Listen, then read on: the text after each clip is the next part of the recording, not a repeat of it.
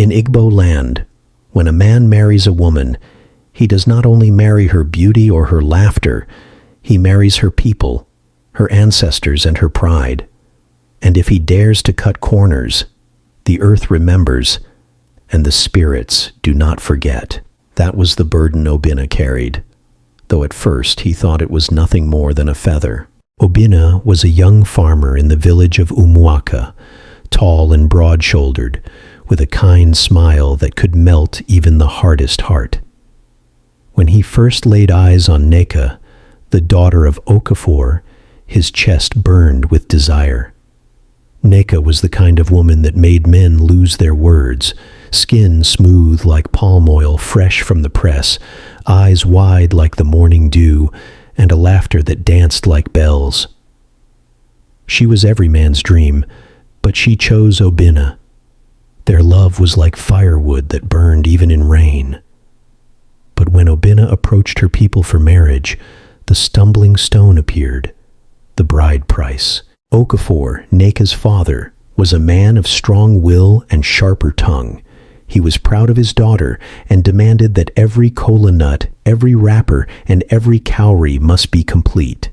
The list he gave Obinna was long: goats, yam tubers, jars of palm wine, and a bride price that weighed heavier than a basket of iron. Obinna tried.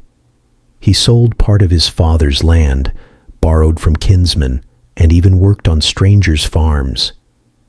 But when the day of marriage came, he had only brought half. Out of pity, Nneka's mother begged her husband to accept it, saying, "Good name is greater than money." Okafor agreed reluctantly, but his eyes told a different story.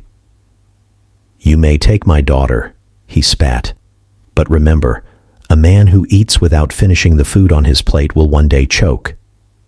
The words were heavy, but love made Obinna deaf. He took Nneka home, singing and dancing, and soon they were living as husband and wife. To the eyes of the village, it was a marriage, but to the gods and the ancestors, it was only a shadow of one. For years, life was sweet between them. Nneka blessed Obinna with children, 2 strong boys and a girl with dimples like her mother. They tilled the land together, laughed together, and built a small but happy home. Yet behind every laughter, a whisper followed. Whenever Nneka's kinsmen visited, they would mutter, "He eats our sister's soup, but has not washed his hands clean."